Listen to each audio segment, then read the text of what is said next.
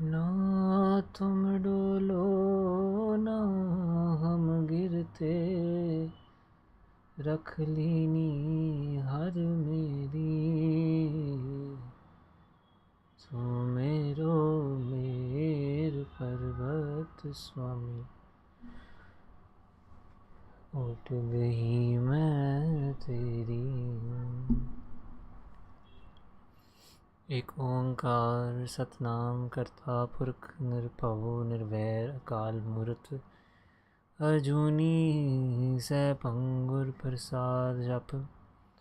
आद सच जुगाद सच है भी सच, नानक होसी भी सच।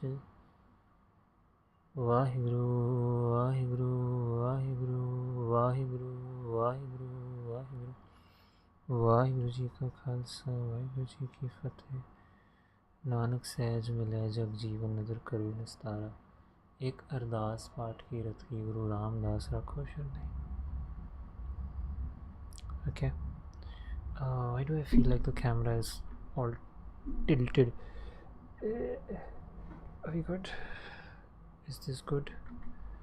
Are we in proper? Yeah, this is good. Okay. Good evening. Welcome back to Undercode. Welcome back to the slow code. I'm seeing that red light again. This keyboard is just going to stop working at any point. This is one thing I've been struggling with, right, since I've gotten this Bluetooth Corsair K57 keyboard. Yes, it is great, like I don't have to worry about a wire being plugged in, but every 4 days it just battery goes off. This is 22nd January 2025. It's 2025 9:19 p.m. and welcome back to the slow code because that's how life has been lately, slow. We're into the third minute. I want to finish this wrap this stream before 12 minutes or 15 minutes or so. I don't want to extend it too much. Slow code because that's how life has been lately. Very slow things. Last 2 days of the leave, and then there's the weekend as well, so technically 4 days, but 2 more days of the leave and 2 more days of not having to worry about a lot of things which come with the full-time job. It is good. This slow kind of days passing by is good. I feel like I have, so what I'm doing is I've been eating very well. I've been sleeping a few extra hours in the morning. I am going to the gym properly, working out properly, and just taking care of this mind body system, meditating during the day a lot. I've been trying to read, but I haven't gotten to read it as much as I want to, but yeah. And amidst all of that, I was also like, I should probably do something for the day. So I was like, I did make a Notion page, and in the Notion page, if you were to see, these are the things that I'm yet to figure right. So ITK script improvements pop in and out from anchor point for non-shape layers. Text animator Mogurt. The moment I think about this Mogurt, I feel like depressed. The test 2 I did, corrections basis that. Fusion macro for icon pop, text animation macro, adjusting text size, writing the code for website on a deadline. So this is something I discovered yesterday, is that I have to rewrite my portfolio website from scratch using HTML, CSS, JavaScript, because I want to get rid of the clutches of Wix and their premium plan. It's too damn expensive and I don't have that much money to pay to them. I've already paid a ton of money to them, but now I want my website and have full control over my website and the code and the functionality in my hands. Okay, I'll use Hostinger to just host my domain. That is all. I don't want to Wix anymore. So that is on a deadline by 28th Feb 2025, and this would be amazing because it would be like a great base foundation for your After Effects extensions, or something I want to get into full-fledgedly. And then connecting PC and laptop via Ethernet. None of these I got to because it's a slow day. So we got to the first point, which is pop in and out from anchor point for non-shape layers. So just to give you an example what it is that I mean here, let's say I have, it's a bit of a crowded After Effects workspace, but that's how we roll. Okay, let's say I have, yeah, god, why this is the first. Okay, let's take a bike. Why is this so big? I have a bike here. That's a shape layer. Okay, can you see my screen? Is everything visible? I have a bike layer. That's a normal regular layer, and this is a non-shape layer, okay, that's how you call it, and I want to add a shape layer. So I'm going to take a rectangle tool, and with this deselected, I'm going to make a square here. So I have a shape layer, non-shape layer. Now I'm going to show you what this does. So let's say I have what my script on the right side does, okay, that's my ITK script. So I have a bunch of these, okay, at different orientations or whatnot, don't say that. Scale it down, let's say duplicate one more. So I can select all of these, I can come and give it a pop in, and I can say pop in of 10, and all of these will pop in at 10. Okay, that's that. I can do that for shape layers as well. But what is interesting right now about this script is, if let's say the anchor point of all of these were at the bottom left, and then I said pop in, you see that all of them will pop in from that point, from the anchor point. Okay, and if dynamically, if I change the anchor point to the bottom right, they will go there. If I go to bottom, go to the top up, it will go there. So it's all dynamically happening because we've set up the expressions that way. This is for shape layers, sorry, non-shape layers, and that's also the case for shape layers. So let's say I have these shape layers, and I come in here and I pop them out. Let's say I pop them out from here in 10 frames. I could do that from the center, I could do that from this anchor, so they're all going down that way, or they could go up here. It changes the position a little bit, but that's all right. So how do you achieve this, right? The way you do that, can I just master undo on everything?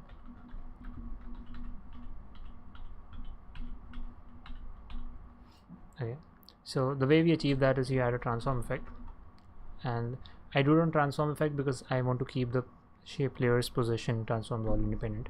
So transform effect, what you want to do it with firstly with a shape layer. This is something I've discussed multiple times on this channel before.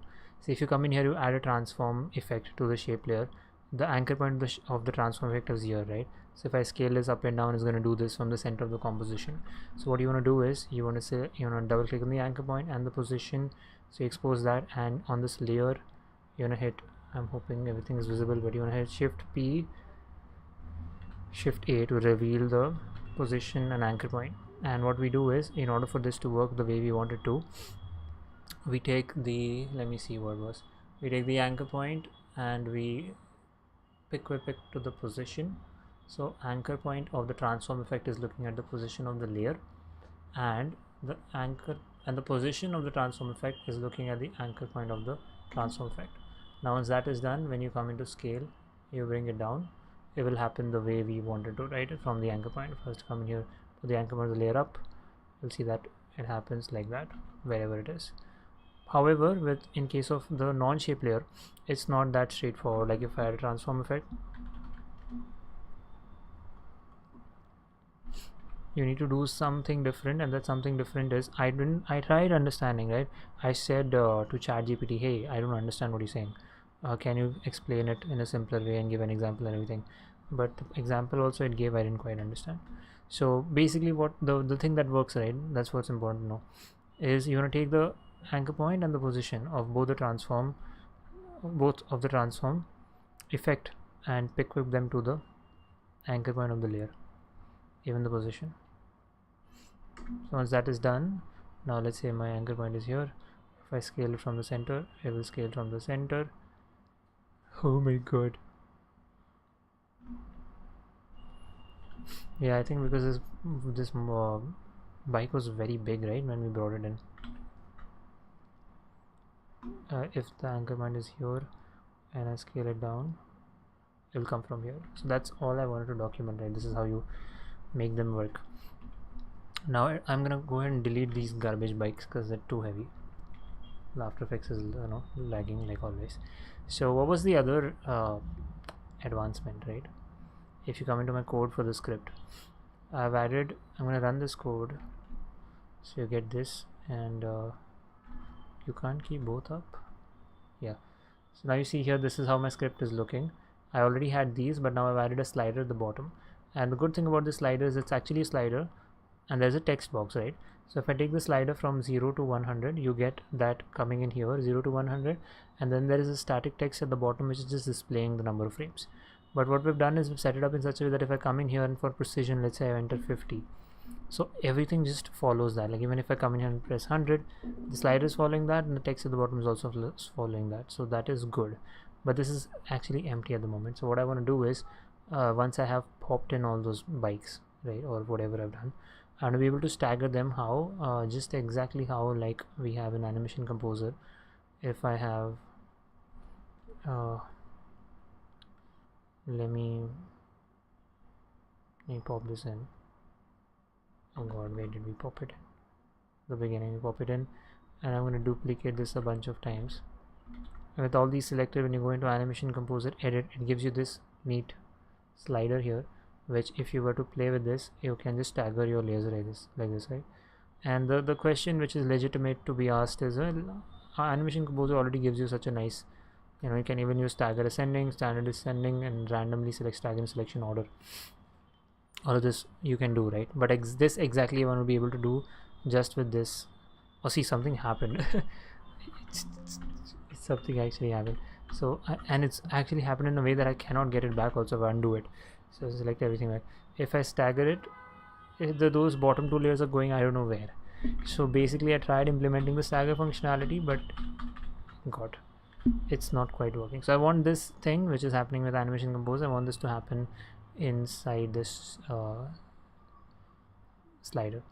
And why do I want to do it? Because I want to learn things. That's what we're here for, right? We're in the code to learn things. That's all. And I'm going to show you a little bit about these, how to get these right. So up until here is our standard pop out button. Then to add this slider, you say, let me just jump to the other side, so I'm not getting in the way. So you come in here, you say variable is just a variable. Stagger slider is group 1 is I've did everything into a group. So group 1 is the name of the group. Add slider undefined 0 0 100. So this is it's got something to do with your start and the end point, your range, where you want to go from 0 to, I think 0 is the default and 0 to 100 is the range. This is your width. Then stagger input, this is an input text which is this box here. I have to move this box, the 40, okay, that box here.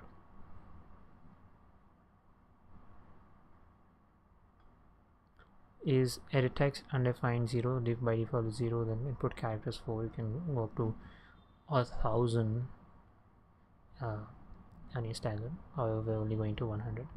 And this is important. So stagger slider dot on changing, whenever the slider is on changing, you run a function, and inside the function we're defining a variable math.round stagger slider dot value, which is this itself, okay, it's referring the value itself of the slider. Then stagger input, this is the text box underneath that staggers input text is this value dot to string, and then we're just displaying that value. Okay, now here the stagger layers function I'm yet to develop, I'm yet to work on that, so we'll get to that soon in maybe tomorrow's documentation or whenever it gets done. Then stagger input dot on change, again I showed two things, right? Okay. Just puts this very weird letter there. So two things are happening. One is either the slider is moving at that time, the text box needs to update, or when the text box is being updated, the slider needs to update. So then at the top here we've made it in such a way that the slider is listening to, the input text is listening to the slider, and over here when the stagger input changes, the slider value is getting updated appropriately. So that's all the code is. I'll come back here, and that is all that I did today.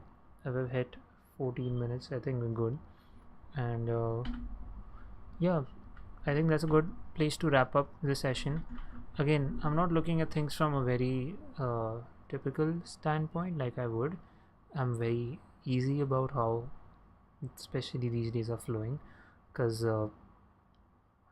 it's good this way.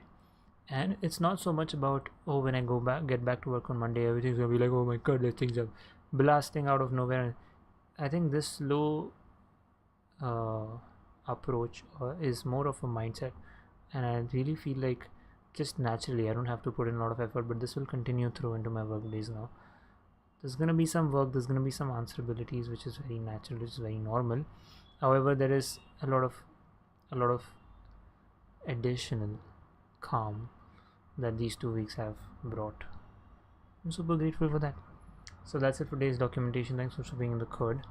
I will catch you in my next session. Waheguru ji का खालसा वाहिगुरू जी की फतेह.